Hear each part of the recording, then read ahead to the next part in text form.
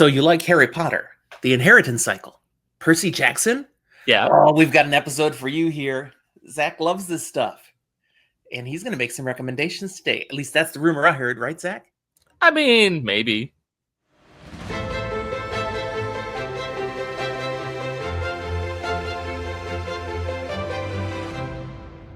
Hi there, and welcome to Fantasy for the Ages, the show where a father and son sit down and talk about fantasy books or things like it.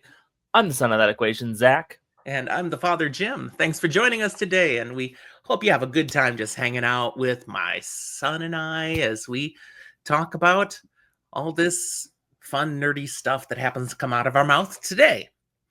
Zach, how you doing today?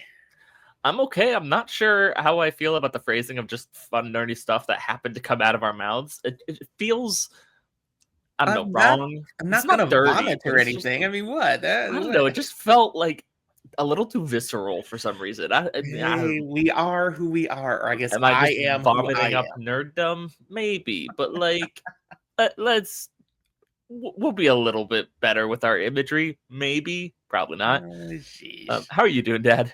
I'm doing good. I'm staying inside. It's cold today, which for us is 30 degrees right now. I don't want to be out there, so I'm just drinking my coffee and staying inside. Speaking of cold and 30 degrees, I heard a rumor that in the next day or two, I might actually see snow. Oh, in Texas, that's like a train wreck. That's horrible. I'm hopeful we don't see it much, or at least it's gone pretty soon, because a few days later, I'm hoping to be on a plane, but we'll see, hopefully. Is what it is. So we are here today to talk about recommendations. Zach's recommendations for those books I led with, and they're on the title card if you look at the thumbnail before jumping in. And I mean, so Zach, these are you've had a love for these books, Harry Potter. They're great books. They're great books that kind of brought me up in fantasy and the genre, and in many ways they're a little bit more lighthearted than some things out there. Not necessarily lesser. There's still great world building. There's more that you can get into and really dive into and love these worlds, but they have kind of a more homey, cozy vibe than, say, Grimdark. Now, would you say part of that's because really they're kind of targeted more towards YA, even though they're fine for adults to read?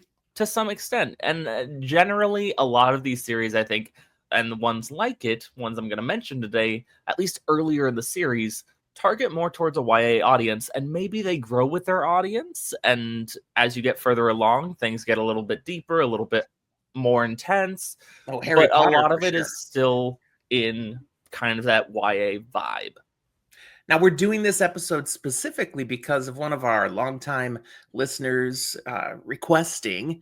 So, Jeremy, shout out to you. You asked for this. Here we are. And we love to hear what people are looking for. So he enjoys reading these particular styles and was really curious what else might be good for someone who enjoys this style of book.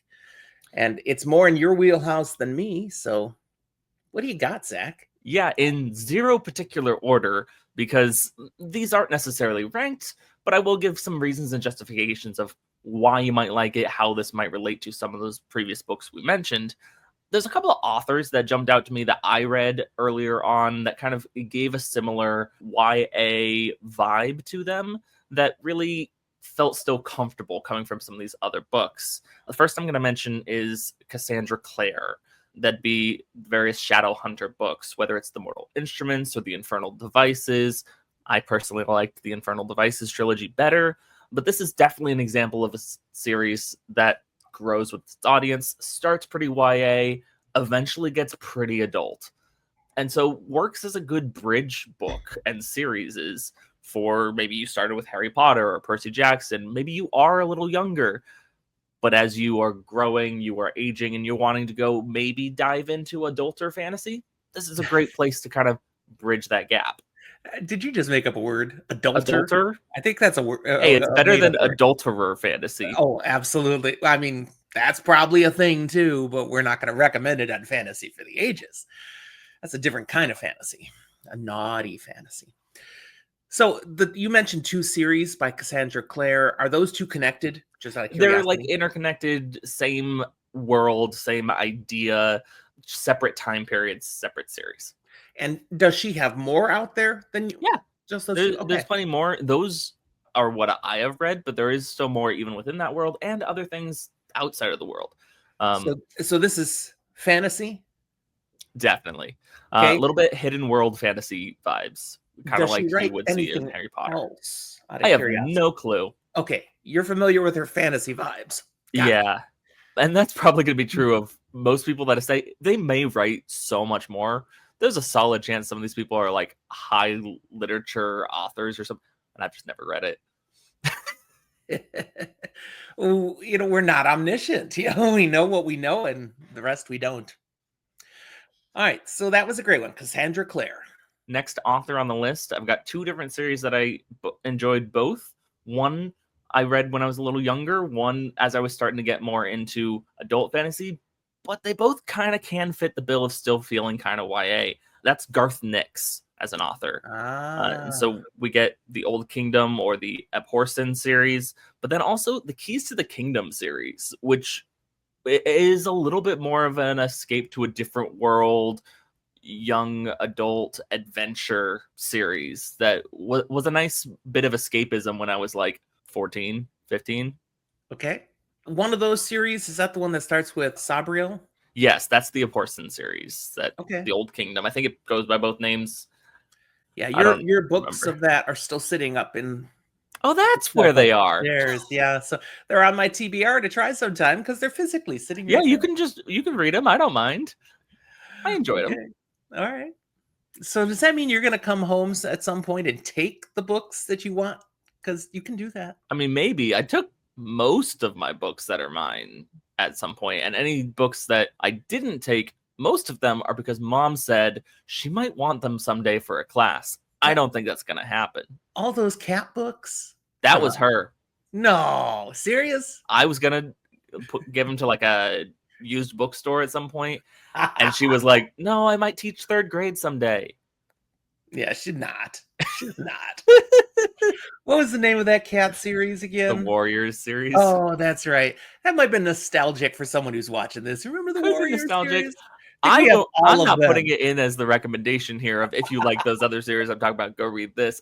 That's a bit younger. Yeah. All right. What else you got?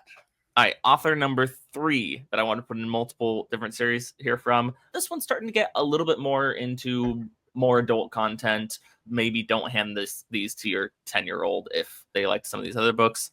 And that's Lee Bardugo. Oh, yeah. A couple of things that I've read by her that I very much enjoyed, specifically the Six of Crows duology, and then the Alex Stern series. I read the first book so far, Ninth House. But that's starting to get more into your academia, your dark academia even. And there's some ickier bits, but it's an enjoyable world with a lot of hidden world stuff, more interesting magic systems. When we go over to the Grishaverse stuff, there's more world building and adventure and a little bit more complexity than some stories, but still gave a fun experience to read. And the reason I really put it in here as something that I suggest is not only for the feeling and vibe that I got when reading it, but also banter. One Oh, of the things between I love characters? about Percy Jackson is that it's got very good snarky banter between characters and such. And that's Yeah, something that I think Lee Bardugo does very well with a lot of her characters. that's a good reason to include it. Yeah. All right. And Um, I think you've done a review or two on of Lee some of those, Bardugo here absolutely. on the channel already. So people can hunt to see if you're interested. I remember you talking about one of those having to do with blood in the magic. And if that wasn't your thing, it wouldn't work for you. So that's where you're saying a little more adult. Yeah, I mean, like Ninth House in particular it does deal with more occult things, which it Right. gets a little more visceral Yep. sometimes. Yep. But that just sounded more interesting to me. So, okay. Let's keep things a little bit in the realm of Zach has recommended this before, and he's going to keep recommending this. If you enjoy Percy Jackson, please go read the Underland Chronicles by Suzanne Collins. Starts with Gregor the Overlander. It's fantastic. It also has a certain level of quest adventure whimsy that you'd get out of like The Hobbit. So another great parallel there for some of that. You've got prophecy, you've got adventure, you've got all this stuff, but it's still a younger protagonist with a kind of whimsical world that is built. Some of it gets to serious fighting and war and whatnot, but also you've got like giant rats and bats and cockroaches that are just kind of like sometimes pals and sometimes enemies, and it's a weird little thing. Yeah, I was hanging out with my pal Roachy. We were having a great time. Hey, the giant cockroaches are some of the sweetest characters. They're also probably the toughest. I mean, the cockroaches are going to outlive everybody, they say. They can be hard to kill. Yeah. Oh, I lived in New Orleans before you were born. Yes, I know how hard they can be to kill. Man, they're everywhere down there. Okay, you've given us 4. You got Yes, any more? I've got a few more here. Oh, nice. Next is one of my personal favorite books that I recommend to anyone who really enjoys stories and storytelling. And it connects to a level of emotional depth that you don't necessarily expect, but still is good for a variety of ages. This is a standalone book, A Monster Calls by Patrick Ness. I've read some other things by Patrick Ness. I don't actually recommend other things as much. I'm like, they're interesting, they're cool. This is the book that stands out. This is the book that is fantastic. And this one was made into a movie. I haven't It seen the was. movie. Movie's okay. Okay, well, that's good to know. I won't waste my time on the movie. But the book's on my TBR, so I guess it should be on anyone who's a fan of Percy I Jackson. agree. I think it's a worthwhile read, and it gives you, at times, a reminiscent storytelling feeling to some of what you get in The Deathly Hallows, actually. Okay. It's got the some way stories are told depth within the story, and there's emotional depth and meaning to those stories. Next up, we've got a book. I've read the first one. It's part of a series that I have not read the rest of, but I do plan to. And I threw this one in because when I think of Harry Potter, Percy Jackson, the Inheritance Cycle, I also think of some other things that match that whimsy and vibe that are a little younger, a little older written, like the Chronicles of Narnia. And when I think the Chronicles of Narnia, I jump over to this series. The first book is called The High House. It's by James Stoddard. And it's a very interesting, sometimes confusing world because it's very not ours, but the escapism that you get out of a Narnia adventure with a decent helping of allegory. This definitely would appeal to someone looking for those allegorical connections. Okay. You said James Stoddard. What's the name Yes. of the series? The first book was High House, but Great question. It might be the same. And that's where I was like, I've only read the first book. Evanmere Chronicles. That's it. Book 1 of the Evanmere Chronicles. I could not remember that for the life of me. It's been a little while since I've read the first one, but I do intend to go back and read the later books. I think it's a trilogy. I like the book cover. It's very pretty. It is pretty. Oh. Multiple covers I've seen. Some are a little unsettlingly pretty, but simplistic in a way that appeals to me. Okay. And of course, you viewers, you're admiring how pretty it is because, I've put it right here in the middle. Now, I've got one last one that I want to throw out as a recommendation, but this one is a recommendation at your own risk. It's the more challenging and risky recommendation of anything like this. If you like Harry Potter, I think this appeals. If you grew up with the Chronicles of Narnia, I think this also appeals. I think those two are very heavily impactful sources for this series. Okay. And my dad may even already know where I'm going with this because I'm going to The Magicians, Lev Grossman. This is at your own risk a little bit because this is much more adult. Much more. A very different vibe. Yeah, dude, this does not have a Harry Potter Inheritance Cycle or Percy Jackson vibe at all. This will not have the same feel. But if you grew up on Harry Potter, the Chronicles of Narnia, the Inheritance Cycle, Percy Jackson, these are things that are foundational for like, if this was what you grew up on and now you want something darker, grosser, meaner, harder, more brutally realistic. Brutal is a good word. A magic school and a hidden world that you escape into and have to solve and fix adventures and gods and magic, and those things are definitely impactful in here. And so it's like if you took all of the things that you loved from Harry Potter and the Chronicles of Narnia and made them rated R. Yeah. At risk That's of an magicians. overused saying, there are so many triggers in the Magician's Trilogy. Oh my goodness. So huge red flag warning here. This is the only book series that I'm recommending on this list, however, that needs any sort of warning. The rest, well, that needs much of a warning. The rest are mostly fine. And you will keep a certain level of whimsy and fun that you got out of those more YA stuff that we started at. This one's a little different. Yeah. Okay. Well, that's perfect. That's a great batch of authors and books to recommend. People who they've grown up enjoying or recently have found they enjoyed Harry Potter, The Inheritance Cycle, Percy Jackson and the Olympians, and now, hey, what else is on the similar vibe or would be the natural next progression from these books? I think you did a pretty good list there, Zach. I Thanks. haven't read all of the ones you said, about half, but I'm familiar with them all. And they're all things I would be willing to read if, I didn't have a job and was rich and could just sit and read all day, every day. That would be grand. Yeah. But no, I like my job. I like the other things I have that I get to do, but yeah, I don't have enough time to read. And I doubt anybody watching this has all the time to read that they want either. But it's a good problem to have. Too many books to read. Speaking of, what are you reading right now?